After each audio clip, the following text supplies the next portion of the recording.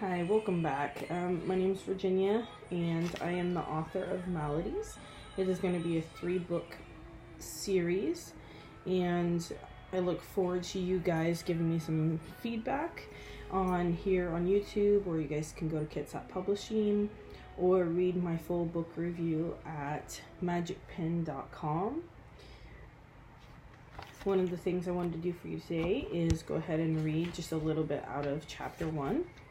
And then every week I'm going to try to post something about my book or do more readings each week in the hopes that you guys will get intrigued by my book and buy it and read it yourselves. Chapter 1's name is War. My name is Sam, and I live in a world long lost, destroyed by war and illness. My story starts in what was once Alaska. We lived in a big house outside Anchorage. My father was a fisherman. My mother worked at a local hospital as a nurse. We lived as a middle class family. We did not have much to show for it, but we loved what we had. I had a little brother named TJ, and he was 10 when the war started. I, of course, was 16. Not very popular, but had a few friends and could not complain. Life in the world during the 20th century was pretty good. Then World War III broke out. Shortly after, a plague spread throughout the world, changing my life forever. One day, my brother and I were at school when the warning sirens rang out. I was in English class, and we were talking about the book, How to Kill a Mockingbird. We were all focused on the discussion when the siren rang out over the speakers. Many students jumped and screamed. My whole class started running for the door. It was chaos.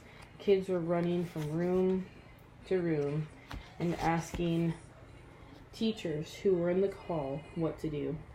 A few students had been trampled and lay on the floor. I did my best to help those I found and pull them to their feet.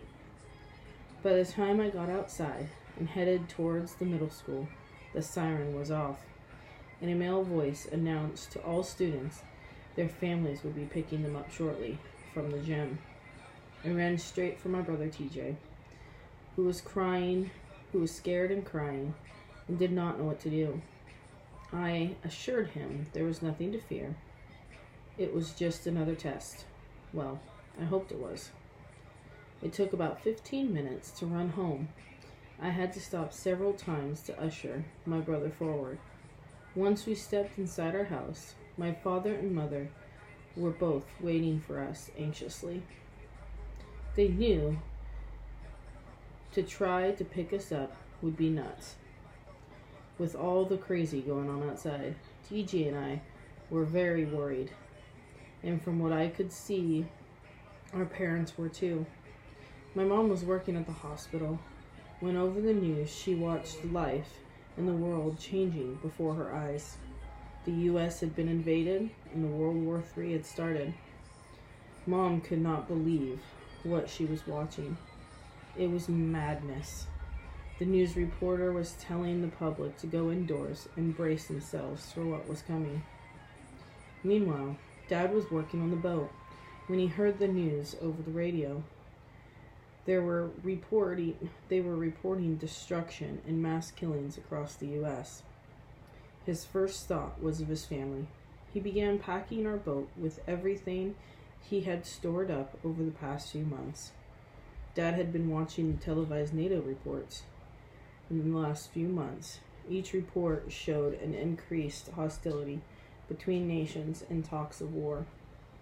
After Dad had finished loading the boat, he rushed home, where he found my mom crying, laying on the floor. She had no words to describe what she had seen on the news.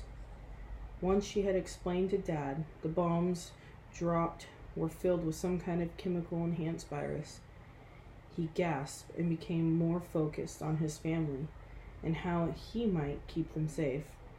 She explained to him that people who did not die in the bombs began changing They began looking ill. Some of them seemed to be stronger and had different personal features, and others turned into something different entirely.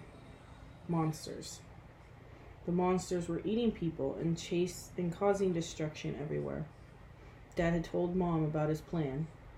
He had been saving up food and supplies for months, and all the boat needed now was us. That is when my brother and I walked into the house. We were quickly ushered to the car and then the sailboat. On our way to the boat, people were running, driving on sidewalks, smashing into buildings and homes. It was nothing I had ever seen before. People were so scared and frantic, they lost all humanity for others around them.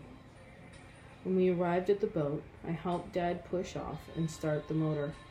The marina was dead quiet, and an eerie feeling passed over me. All I could hear was the roar of our boat engine.